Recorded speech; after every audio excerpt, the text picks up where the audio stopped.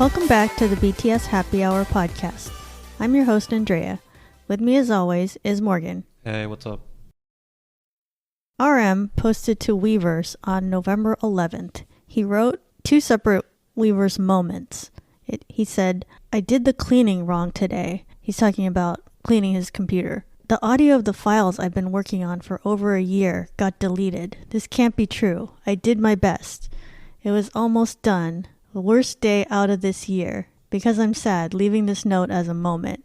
And then as soon as he posted that one, people started posting on Twitter and other places their instructions to, like, here's how to get your files back. Here's what you can do. It's like, go to the recycle bin or whatever. You know, they were like looking up different things. It's like suddenly everybody became like an IT expert and they were trying to help him out. So that was going around on social media. And then he posted another moment and he said, "Oh, in case you're worried, it was just one song. The other few were saved by others, but the recorded tracks were over 60 files. So I'm scared to do this again, but I'll do my best and make sure to get these done for you someday. Everyone be careful when using the cleaning programs." So it's just one song, it sounds like, was affected at the end of the day. But I guess he's going to have to like redo that one song again. You mean like a file cleanup program? Done a disk cleanup, or I assumed it was a virus scan, but maybe it wasn't specific about that. Yeah, I mean, they're right. There's ways to recover even deleted files, but I don't understand how a disk cleanup would delete something you want. Well, just so you know, this is most likely user error. It's his error. It's probably not the file program. You know, he probably checked some box like, yeah, delete this folder, or they asked him if he needs these files, and he said, "No, I don't need these files." Right. It's like, "Are you sure?" "Yes, yeah. Delete that." Well, I was thinking, like, okay, if it was a virus scan, and then... A virus scan wouldn't have deleted files that are fine, though. But what if he did have viruses attached to some of those? Like, how would he know? Oh. Like, why would viruses be attached to files he created, though? That seems unlikely. It's usually attached to files you've downloaded somehow. Right. I mean, I guess he wasn't aware of that. The other bigger issue is maybe he shouldn't delete files. There's no need to delete files. You can just, like I often don't delete files. It's easier and cheaper to just buy more storage. You just keep buying storage. Right. So maybe he was trying to make room by clearing out any bad files over. But why? You buy another hard drive, buy a gigantic one. I understand audio files can get big, but he's rich. He can afford a gigantic hard drive. Yeah, right? I mean, I can see how that would happen, that you would run out of space, because like just earlier today, I was moving files from this computer that I use to save podcast files, and it like fills up the computer just from this podcast, which is just a once a week thing. And those files are big for some reason. Right, but still, I think that he can afford a lot of space. He should just buy like 50 terabytes of space or something. Right. 100 or something like that. Well, yeah, that's what I did. I just had an external hard drive, so I just moved all the, enough files over that it wasn't in like the red zone of having too much on the computer. So I don't know. Right. And the computer you're working with doesn't have much space at all. I'm sure that he should just not delete files. That's what I've started doing. I don't delete files. I just have a bloated hard drive and external drives. And I'm sure there's some sort of protocol he has for uploading it to a cloud of some sort, or to the company. Oh, that's true. Like, wouldn't there be a copy somewhere? Yeah, I'm sure the company wants everything backed up on their servers. Right. I'm sure of that. Maybe not like on a cloud like Google or something. They might consider that a security risk, since it's they're writing, their stuff is more valuable than the average person's stuff, obviously. Right. They don't want some hacker to try to get to these files. But perhaps I'm almost certain they have an internal server, if not the cloud, just something you can upload to. But then again, that's user error too. Just you have to remember to do these things.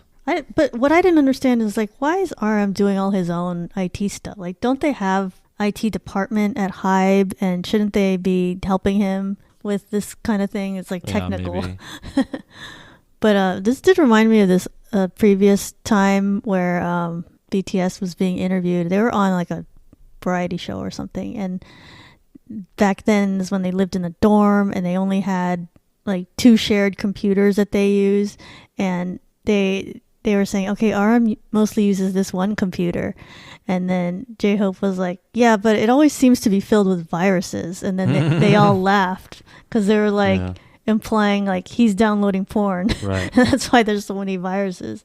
So I was like, wait a minute, did that something like that happen this time? Yeah, who Like, knows? like Most maybe likely not. maybe not necessarily porn, but people download off the internet, like Right. movies, pirated movies, stuff like that. So maybe he did have some viruses that somehow got in there. I have to imagine that. Well, I don't know exactly what, but they should have better policies for this type of thing. Like, he clearly should only work on music on a work specific computer. He Right. shouldn't be doing everything on one computer, like his personal stuff and also his work stuff. That's true. They really should be kept separate for exactly this type of thing, you know? Yeah, they should have HYBE should have some like data governance policies where they say like, only use, like, how the government does that. They're like, you can only use this computer and you have to do this process in order to work elsewhere. So yeah, I don't know. Maybe HYBE, maybe he wasn't following that, or maybe this was just his mistake of. Well, you have to understand that's irritating. That's annoying. Yeah. I'm sure that everybody who encounters that policy rails against it. It's just a pain to say, well, I'm gonna use this computer because I have to do work now. Yeah, but you want I have to have 2 computers in my house. You- Why? Why the hell? I have one computer. It does everything. you want to conveniently work on your own computer, like at home. It's like, remember President Trump didn't want to use the phone he was supposed to use. You're supposed to use like the phone they give you. Right, he wanted his personal phone. It's a security issue. But I'm sure what he was thinking is what RM's thinking. Like, I have a phone in my pocket. I'll just use this. Like, well, can you use 2? I don't want to carry 2 phones. It's just like that, right? Right. Like, can you use this other phone? Like, it sucks. I don't like it. I'm used to my phone. And I'm sure that RM's sort of thinking the same thing. Like, I don't like that computer. I like my computer. I'm used to everything the way it is, you know? Mm-hmm. And you want to do the easiest thing possible, especially if it's work related. It's like, I don't want to have to like log into 3 places and like to use the security thing, and it's just easier. Jin released a solo track titled Yours on November 7th. The mellow ballad, which is included in the official soundtrack of a top-rated Korean drama called Jiristan, has soared to number 1 on iTunes in 82 countries. The show has been on already a couple weeks, and I guess they didn't use his song yet because everybody was like waiting to see what episode it was going to be on. So it was on a later episode, and it only just now featured his song, and it's the main theme song for the show. And I guess it's a really important show because it has like big stars on it. I don't recognize these names, but it said, oh, this person's from this other popular show. The song, it was written by 2 songwriters I'm not familiar with, but it seems like they're people who work on OSTs often, like songs like that. And then it was arranged by Slow Rabbit from HYBE. So that's pretty convenient that they had a song available for this K-drama. And I don't know how that process works. Do they just call up different artists and they're like, hey, do you have a song that could be used for this? Or do they say, we want Jin, and what song do you have that's ready? I'm sure it starts with the artist. They have an artist preference, right? And then they ask the artist to sing something. Yeah. Whether they have the song ready or not. Who knows? I don't know how that works, but I'm sure they have an artist preference first. I'm almost certain. I wonder if it's costs extra to try to get BTS or somebody like at the top level for your... Of course it costs. Everything costs money, right? And better things cost money, more money, you know? It's. I don't understand it seems like singing for a track for a K-drama is a big deal. And I don't think Westerners understand. I don't understand how that is. Right. We don't have TV shows and think, oh, Taylor Swift is singing the track song for this TV show. Like, really? Why is she stooping to that level? Right. I guess we would say isn't that a step down for her? They must put their TV shows at a higher level than our TV shows. Yeah, I guess. And after that, it's just a song, just like any other can succeed. But for whatever reason, they really are the peak of cultural value. Whereas for us, there aren't even songs. It's just theme music for TV shows. That's kind of interesting. But I'm not a K-drama watcher, so I don't understand that. Yeah, I got the sense that K-dramas have a lot of prestige. Like maybe it's more like Game of Thrones over there. Like it's one of the better Well, forms no, of I'm not. Yeah, entertainment. we have shows that have prestige as well. For instance, Game of Thrones. There's a lot of prestige, right? Being on the show is very important and notable. But it doesn't have a theme song that's sung by a pop star. Yeah, that's true. Yeah, it had all score. Yeah, I don't. Yeah, we don't really have that as a thing Yeah, that is true. for whatever reason. We don't have that. And so I listened to the song and I was like, it was kind of what I expected about a K-drama ballad that was very dramatic and emotional. But I thought it was a pretty good song. It is memorable too. Like you remember the chorus part of it. So I think they did a good job choosing Jin because he's very good at this type of song. It's kind of like Epiphany or some of his other songs that he's done before. So I thought it worked out really well, and I'm sure having BTS attached to your K-drama is going to make even more people watch it probably. Although I saw elsewhere that people said, "Oh, this show isn't like that good."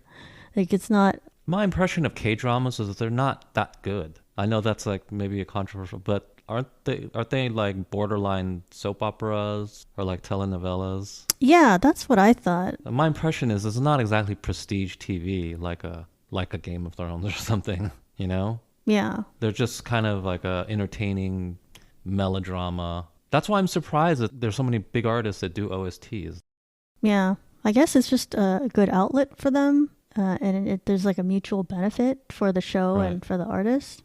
Yeah, that's a good question though. Someone should analyze that. But yeah, it does seem like the K-dramas I've heard of, like I look at the summary and it's like it doesn't sound like anything like that amazing. Like there's one like Hospital Playlist, although I haven't watched it, so don't like criticize me or anything, but the plot line is like, well, this person is in love with this other person and this person's in love with this person. It sounded like Grey's Anatomy kind of. And I was Right. like, I don't think it's any better than that. It's just a TV show set in a hospital. Well, Grey's Anatomy sucks, so it is probably better than Grey's Anatomy. The people on the show are probably younger than 60 years old. Like I don't know. It's not that, for me at least, it's not that interesting to see the love life of a 60-year-old woman. The one show sounded pretty good. I didn't watch it, but Hotel de Luna, it sounded like it was about a hotel and then there's like ghosts that live there or something like that. It's, it's melodrama, it's soap. It's not like Oscar-worthy stuff or anything, and that's fine. It doesn't have to be. It is what it is. People like it. But then that's what's a little bit odd, that it has it's an important place to hear new music. Okay, that's interesting. Yeah, that is different. I guess the Western artists, they're more focused on producing music that's just for their own career, and it's like put their name on it as opposed to putting on soundtracks. Yeah, I had no idea. It maybe has to do with just like the legacy relationship between the two industries, like the people who make K-dramas and the people who make music in Korea. Maybe those two industries are just more closely entwined, whereas maybe in America, those two industries have nothing to do with each other. Right, because Like if you make a soap opera, you don't even know anybody in the music industry. Why would you even think? And they see no benefit. Like, why would I put a pop song in front of this soap? Although, didn't Grey's Anatomy did have a song? It had a song, like a pop song, didn't it? So I guess I don't maybe that remember is now. that is like a kind of analogous. But this is literally the only show I can think of that had that sort of thing. Every other American TV show, it's pretty much, just a score or something. It's not a focus, the song that's playing in the intro.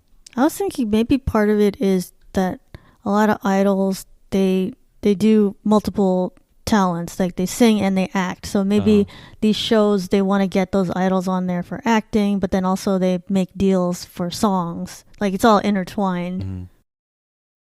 There's a Reddit post I saw today talking about the reaction of K-pop fans when it came to BTS announcing their Permission to Dance concerts versus other recent world tours by other groups. So this post said, as we know, other groups like NCT 127 and ATEEZ announced their world tour kicking off in December, January, while other acts have announced in-person concerts in Korea there's also other live K-pop festivals being held. So I'm just wondering, was the negative reaction that BTS received when they announced their concerts in LA really about the safety and health concerns? Because I don't see the same outrage for these other groups. So I read that and I was like, wow, that is true. I agree. I feel like only BTS got a bunch of backlash when they announced their concerts. And these other groups announced it and you don't really hear anything. I mean, I know they're the biggest group, and so it's going to get the most reaction, good or bad. So I just thought, yeah, it's kind of unfair. And especially because theirs wasn't even a world tour. It was 4 concerts in one city, but they're getting all this criticism about, well, is it even safe to have concerts yet? And, you know, other groups have announced, and theirs have been announced after. So maybe it's like the shock or whatever, or the shock value is worn off the people that were concerned about that. And, you know, they didn't get very many comments. Mm-hmm. Yeah, well, that's probably the main driving factor. It's just they're the biggest. They're going to get the most reaction, right? As far as was the outrage about safety and not just some sort of like hatred of BTS? Probably a mix of the two. You know, a lot of people, they'll just use it as an excuse to attack them. I'm sure that happens. Yeah. But I'm sure that there are people who were genuinely concerned about the safety and whether or not concerts should be happening. But what can I say about those people? Just we have vaccines. They have the health requirements. So what if this is not safe now? What are you waiting? At what point do you think it's going to be safe and okay? Yeah, when is it going to be okay? Is there like some super vaccine that you anticipate coming next year? Is there a cure? What is it? What is it that you're waiting for and will make you finally say, "Oh, I'm comfortable with there being concerts"? You can't say when COVID is eradicated, because that's never going to be eradicated. Never going to happen. It's never going to be eradicated. I think everybody is. If you don't understand that, you probably should understand that, right? It's going to be like seasonal flu. It's what it's going to be. So what is it that you're looking to see before it's okay? Because I'm not seeing it. And so are you saying it's never going to be okay? If that's your position, then I'd say, yeah, you're dumb. That's not how this is going to happen. At some point, we just have to do these things. Yeah, and I feel like you should move to like Greenland if you're that concerned. Society has done everything you can possibly do. You know, like you said, vaccines exist. There's a health protocol there. So what is it that you're looking for? You know? I mean, there's some people that they're never going to be satisfied. They want, lockdowns and everything to continue. Here's the thing. It is accurate for them to say there is a danger, and having a concert is more dangerous than not having a concert. However, we have to ask the question, well, how dangerous is it? And furthermore, what level of danger is acceptable? What does that look like? What does that mean? What's the barometer for that? What will achieve that lowered level of danger that you think is acceptable? Just saying it's dangerous doesn't mean anything. Yeah, it was dangerous in 2017. People could catch the flu. There's other airborne viruses, right? You know, driving there puts you at risk of dying in the car. Right? Flying there puts you at risk dying in the plane. There's a non-zero chance that some crazy person would just open fire on people with a gun. There's like a non-zero chance that there will be a terrorist bombing. So it's dangerous. Yes, there's increased danger. But what is the increase? And what to you will make the risk acceptable and the danger acceptably low? And can we even achieve that? If your answer is, well, it'll be acceptably low once COVID is eradicated, well, that's never going to happen. So sorry, you're waiting for something that's not coming. Yeah, and we can't keep saying, well, they should tour in 2022 or 2023. Like, we keep putting it off. It's like, no, we need to set some kind of standard and just adapt to what the reality is. Yeah, no, you don't have to do that. If someone can answer the question, they can tell me. Well, for instance, hypothetically, if they'd said, well, Moderna is working on like a super vaccine that has a X efficacy, right? And I want to wait for that. And then it will be okay for us to gather in large crowds. Okay. At least you have answered the question with a specific, if not date, specific criteria, right? That we need to hit that will make it acceptably safe. But these people have no such answer. They can only keep going on about how this is unsafe. Right. Like, life is unsafe. You need to tell me what criteria will make it acceptably safe. And if you don't even have an answer to that question, then we will start just resuming our life as unsafe as it is, right? Because life is inherently unsafe. Some things more so than others. And this will just be one of those things that's more unsafe than staying at home, okay? Because you don't have an answer or solution for what will make it acceptably safe. That's it. Yeah. Right? Just like, should we ground all planes and, stop all cars until 0 people die in planes and cars? No, because transportation is the lifeblood of society, and we need to live and be a functioning society, despite the fact that there is a certain amount of risk in all transportation, right? We keep trying to iterate and make them safer, but we're not going to stop using them. We keep trying to iterate and make gathering in large crowds safer, but we shouldn't stop doing them. Because we have measures. We have the health check, the protocols, we have vaccines, we have all of that. Yeah, it's like BTS was saying, that song, like, life goes on. We have to, something terrible happened, and now we all have to move on with it. And they also said, we don't need permission to dance. So it's like, we don't need permission to, like, continue living our lives like we did before. It's time to just get back to it. So I think, yeah, a lot of antis kind of jumped on BTS for holding their concerts, but also it was, the same kind of people that are vocal about COVID stuff all the time. So they, of course, wanted to chime in on that.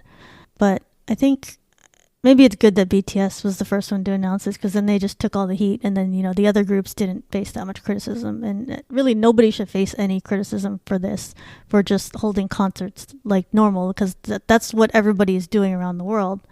So I think that's totally fine. And not only that, they are obeying the local laws, right? They're following the rules. Whatever the local rules are, those, your elected officials made those rules and they're following them. So what is your problem with that? If you have a problem with it, take it up with your local officials. I'm sure the K-pop companies have gone through a lot of trouble to follow all the different rules that they have to follow in order to continue this. But it's like, let them do it. Let them try to, make their livelihoods, It's not, and you're blaming the entirely wrong entity here. They're following the rules. Who made the rules? Who allowed these events to happen?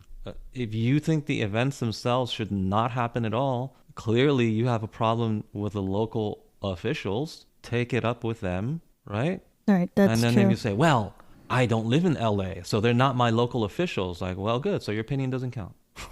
All right? It's the people who vote in that region. It's their opinion that really counts. Right? So your opinion matters even less. Your opinion matters less and less as we keep talking about this subject. Yeah. I mean, even though I personally think LA is being a little excessive with the rules, it's still, those are the rules. And if I go there for a concert, then that's what I'm accepting, and just like the K-pop groups that are accepting a contract to perform, they're agreeing to whatever rules they have to agree to. So since there's been some tours announced this past week, that includes Twice, ATEEZ, NCT 127, Monsta X, and others. Some of them, they are actually touring outside of Korea, just like BTS.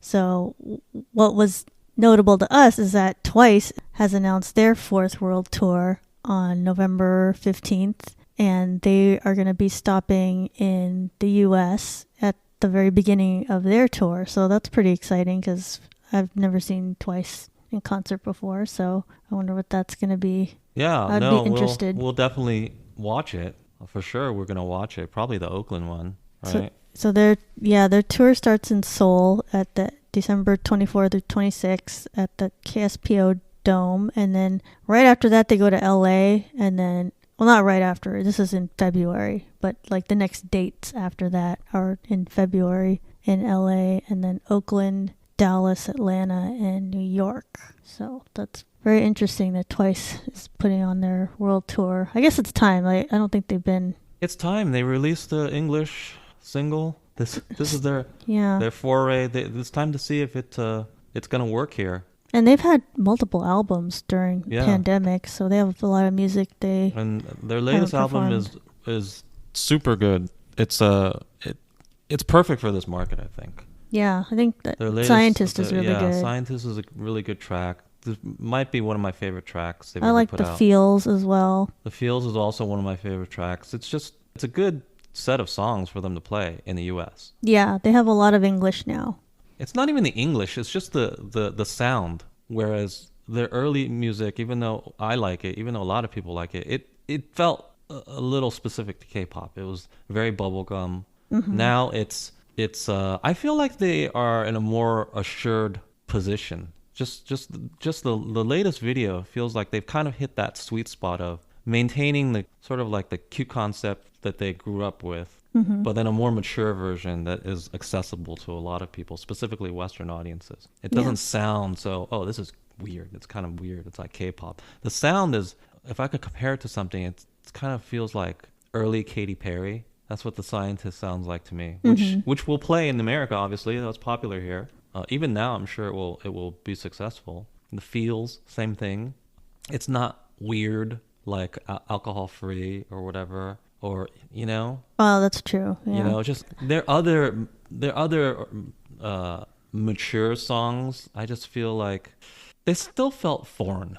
They didn't feel like they were a fit for the American market. Right. They feel a little different. Right. And another thing I notice is you notice how their more recent songs, like Scientists, The Feels, they don't have as much of that K-pop. Oh, it sounds like 4 different songs mixed into one song. Right. With the change in beat multiple wow, times. Am I listening to a different song? And it doesn't have that because Americans don't like it. That's why. Right. We've even commented on other songs that do that, and it's like, wow, this is off-putting. There's like too many different things going on. And the reason why we find it off-putting is because we have Western tastes, right? I'm sure it's not off-putting to Koreans, but it is off-putting to people here. And their songs they're trying to break into the West, and it'll work. And that's one of the things. Besides having good English and just a good type of sound, that's one of the things that Blackpink did from day one. I feel they didn't have songs that were so split up and jarring. Yeah, no jarring transitions. The song sounds like itself all the way through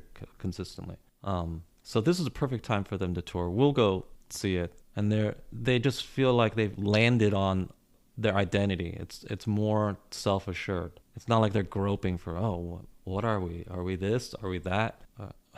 It seems like this is kind of what they are. Yeah, and they're not trying to put themselves in distinct category of because it seems like in Korea, if you're a girl group, you have to be cute concept or girl crush, and I feel like they're kind of their own thing now. Right. And also, I think they realize that in the West, there is no expectation that you hew so rigidly to these categories. Yeah, no one says you have to be one of those. Like you have to be sexy and you have to be, girl crush. You have to be badass all the time, or you have to be cute and wear schoolgirl uniforms and Right. Yeah, you don't have to be one or the other. You can kind of do a sort of bubblegum pop, an uplifting pop song, and smile in your videos. You can do all of those things. It's fine. It doesn't have to be totally one or the other. And I was gonna say, this latest Twice album, I thought it was really good and a good sound for Western audiences. But I also think ITZY's last album and Somi's album were along the same lines of Western kind of pop music. So I think those would do really well. And if Blackpink would release more music, maybe they would too. But I don't think they're gonna have anything, because it sounds like they're not announcing a tour or anything like that, like the other groups are. I feel like they should. You think they will have a tour very soon? I have to imagine they'll tour soon. Seems like they should. I mean, it's time to... If they don't, it kind of reveals something might be wrong. Like their priorities? Oh, I thought you were going to say like their... At the company. Okay. At the company. It's a top-down thing. I don't think that... Not their priorities. I'm sure that the members of Blackpink, if they were told to tour, they'd be happy about it. They'd say, yeah, I want to tour. What are they doing now? I feel like they're all doing individual things. Like they're not doing Blackpink things. But they're not broken up. No. So, and they're still stronger as a group than apart. I'm almost certain of this. So I don't think that they're trying to break up, or they think it's more lucrative to stay broken up and not put out music, not tour. If you're not putting out music and you're not creating music, you should be touring. That's it reveals. I think it reveals that YG is just not well organized.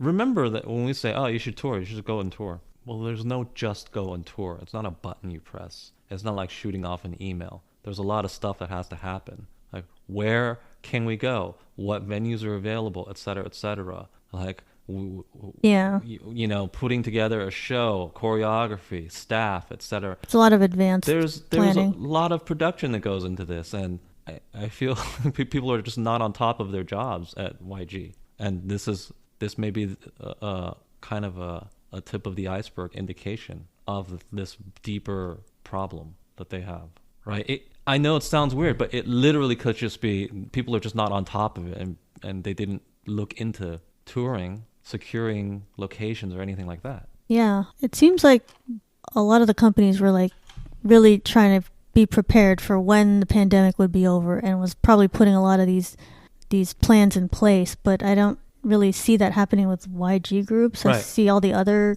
companies doing that. It could be, and then just suddenly everyone else announces tours, and then probably some people at YG are scrambling, thinking, "Oh damn, were we supposed to be doing that?" Right.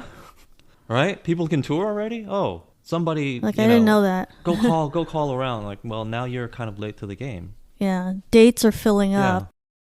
Well, related to Blackpink, on November 9th, an image that appeared to be a teaser poster for Blackpink's song release was floating around Twitter and other social media platforms.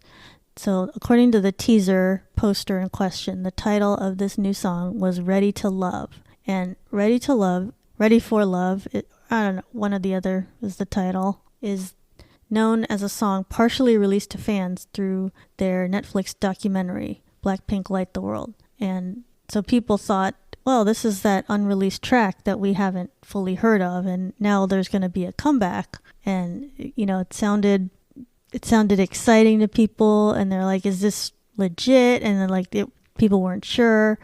But it was, so that people thought probably it was a leak, and it was not an official announcement yet, but it turns out that it was not an official teaser, and it may not even be happening at all, because YG later explained that it's true that Blackpink is preparing a new project, but nothing has been confirmed. The teaser that's floating around the web is not an official YG poster. Therefore, we hope there's no further confusion among the fans. So I almost thought that was like, oh, is it better that was not at all true, or that it was a leak and like someone was just incompetent and it just got out?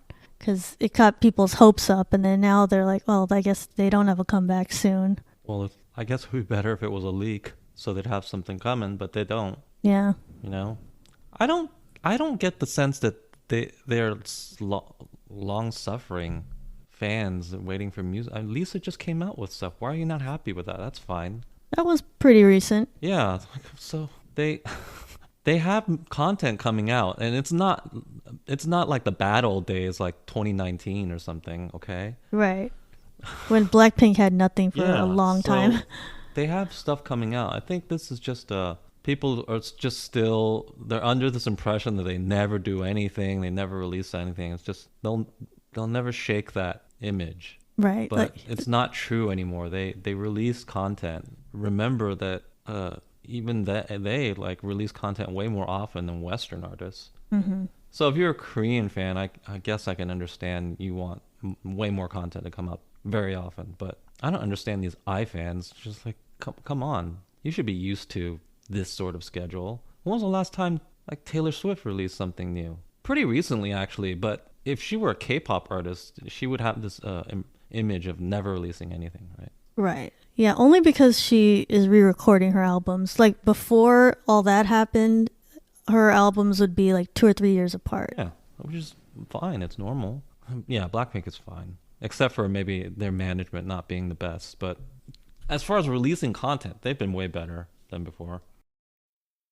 If you watch enough BTS content, you know that every once in a while you'll see a BT21 sticker or a BTS member's face used as a sticker to cover up something on screen. And usually that means that a BTS member has revealed too much of their body, and HYBE is covering this up. And then they always put, well, not always, but it's a sticker, or like I said, a BT21, their character covers it up.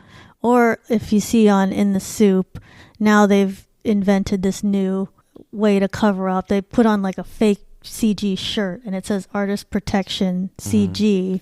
So that's their newest method of doing this. And it's not even to cover like nudity. Well, I mean, the times when they're shirtless, I guess that counts as nudity, but it's like this happens when, you know, someone lifts their arms and then it shows like their stomach, or they had like a V-neck shirt on and it like dips too low or something. And so HYBE always feels the need to cover that up for some reason. And it's funny and everybody's gotten used to it. It's kind of like a running joke at this point. But it just makes me wonder, it's like, why do they feel the need to do that all the time? Because I don't really see that in other K-pop groups. Maybe they do it. I don't follow like all this content in order to know for sure. But it's not like anybody is like naked, or it's not like anything like totally inappropriate is showing. It's just like, oh, somebody's shoulder is showing too much skin or something, or somebody's stomach, and then they cover that up. And it's almost like excessive at this point. Is it the fact that they think ARMY is just gonna react too much to something like that? Because, you know, there's other K-pop groups where it's like their members, they might have a concept where it's like, oh, some person is like wearing a jacket with no shirt, or is just not wearing a shirt. Time. Yeah, that's what I don't get. Is like, okay, other groups have shown their skin before and it's like not even a big deal, but it happens in BTS videos too, doesn't it? Or no, they wear more clothing than other groups, it feels like. Yeah, it just feels... But like if you watch an SM video, guys are usually shirtless. Yeah. Right? Or someone will have a crop top as one of their... Yeah, that's very common for SM like groups, it feels like. Yeah, I think... So I don't think it's to be in compliance with any kind of government rule. Because the government wouldn't be like, oh, you can't show your stomach. Yeah, and there'd be like the same across the board. Even just like a guy shirtless is not... I don't think the Korean government even thinks that that's anything. Right. They probably allow that. I'm pretty sure the Korean government doesn't say like a V-neck can be too low either. It's like, it's just more of your chest showing. Right.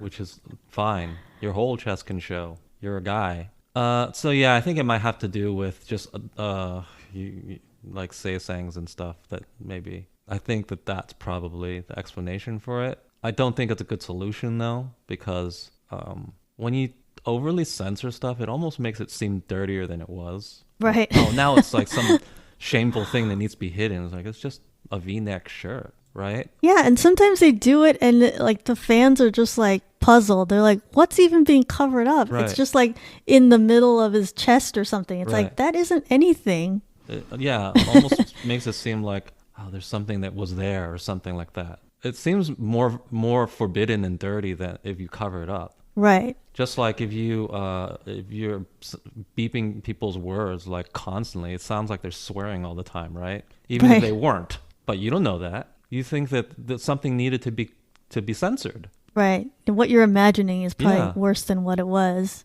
Like take any conversation and just like beep it all out. You'll think that, oh, it was really they were really being profane or something. I think that would be the effect, honestly. So really, they should just stop doing it. And I remember when I saw the teaser, and other ARMY saw the teaser for In the Soup, and it was like, oh, there's going to be a swimming pool. And then people were like, all right, so that means they have to go swimming, and that means that they will have to be shirtless at some point. And then it's like, of course, that is never shown. Like J-Hope had like a full like long sleeved like wetsuit kind of shirt on when he was in the pool. So it just seems like HYBE really wants to preserve their modesty of BTS for whatever reasons. I don't think they want to preserve their modesty. I think they don't want to encourage the craziest fans. I think that's what it is. I don't think they're modest. It's about the fans. You don't think that BTS members are saying like, "Hey, can you edit this part?" So no, I don't think they're shy. I don't think they're so shy about my stomach show. It's like one inch of my stomach was showing. V-neck was a little too deep. If they were shy about that, why would they wear the V-neck in the first place, right? They're clearly comfortable with the item of clothing, so they're not shy about that. No, it's about the company thinking that some fans are a little too crazy and they don't want to encourage them. But this solution is just funny and doesn't even work either. And I think you'd mentioned earlier that sometimes when you cover something up, then that means when you do get a glimpse of something, then it seems like even more exciting. So it's almost like when societies where the women have to be all covered up, and then you see like a little bit of ankle, it's like, oh my god, that's so exciting. We're seeing so much, and it's like, it's really not that much. Or like in the 20s when swimsuits had to be like a full outfit, and it's like, oh, a revealing swimsuit was like seeing some leg. And then now, like, look at like women's swimsuits. Yeah. So it's just a funny thing that's been happening. And so, yeah, on In the Soup, it's gotten to be an entire shirt is CG covering up somebody. And they've made it humorous. And I wouldn't even be surprised if they came out with an actual shirt that said that as merch, because they've used that same graphic like multiple times, the artist protection CG. So yeah, that would be funny if they created that as merch. Or actually, I could create that as merch. All it is text. I could totally make that into a shirt. Yeah. I will put up a link if I do that, guys. So watch out. I don't think HYBE owns those words, so they won't strike me down. On November 9th, Ed Sheeran was on The Breakfast Club, which is a radio show in New York hosted by DJ Envy, Angela Yee, and Charlamagne the God. And he was there talking about his latest music and I guess his career overall and whatever questions they would have. And the clip I saw was Charlamagne the God was talking to him, and he asked Ed Sheeran about his songwriting, and he said, "Are you still writing songs for other artists?" And then it's like he's asking that not as an launching point for an interview question. He's like asking it like he didn't even know. And then Ed Sheeran was like, yes, I do write songs for other artists. And he's like, I did this song recently, this other song, and I've written songs for BTS, and, Permission to Dance went to #1 recently. And then Charlamagne the God was like, I didn't know you did K-pop. And then it was like, oh my God. And so it's like both of the things he asked, it was like, wow, you were really just not prepared for this interview. And he didn't even know Ed Sheeran writes songs for other artists all the time, including BTS. And he should know like that these are big songs that happened very recently. And, Ed Sheeran, he's always been writing songs for other artists the whole time, not just like in the beginning and then stopped doing it once he became successful as a singer. It just seemed like, wow, he just had no knowledge about Ed Sheeran and his relationship with BTS at all. But how are you interviewing someone when you don't even know anything? Well, he's not really I don't watch The Breakfast. I don't listen to Breakfast Club, but I'm familiar with it. I've seen snippets of it. It's not really a deep dive interview type thing. It's just shallow chit chatting. That is what it is, right? Mm-hmm. And well, that's what you get from him. It's gonna be, hey, I don't really even know what you're up to. What are you up to now, guy? Oh, I'm up to this. That's what you're gonna get. There's a place for that. There's a place for that kind of interview. As lazy as it sounds, it serves the guest well sometimes. Mm-hmm. Because think about it this way: there's a type of interview where there's really deep, probing questions into your personal history and philosophy and what are your views on this and that. That's a type of interview. But let's say you're Ed Sheeran and you just you don't feel like doing much today, then you kind of like going on The Breakfast Club and just answering really shallow questions, right? Because you don't want to think about what is your view of this. Like, you don't want to go on Joe Rogan, right? You just want to talk to this guy who asks very surface level questions for about, how long was it? Like 30 minutes maybe? It couldn't have been that long. Right. Or, I don't know. Do they do long ones? I can't imagine Charlamagne the God can ask questions for like 2 hours. He doesn't seem like that kind of guy. It's going to be short. And then you can plug whatever you need to plug at the end of it, right? That serves the purpose of the guest very often. That's why this type of thing can exist. That's why. And as far as whether he offers anything, yeah, he says funny stuff. Like you said, he talks about himself. He's some people think he's a charismatic guy. He can talk. He entertains people. He's not an interviewer, though. A really good interviewer, like you said, they do research. They get something out of you that other people don't get. Mm-hmm. He's not an interviewer. I do understand that his appeal on the show is he's the personality. He has charisma, so it's like his personality that's carrying a lot of his part of the show, and maybe it's other people that are doing the research or booking the guests or doing the preparation, and he just needs to know as little as needed just to ask questions. And maybe it's almost on purpose that he's doesn't know that much so he can ask questions, and then Ed Sheeran gives an answer that kind of explains the backstory to it, which the viewer might not even know. Right. Keep in mind that if you're a fan of Ed Sheeran and BTS, of course you know all these details. Well, what about the average Breakfast Club listener?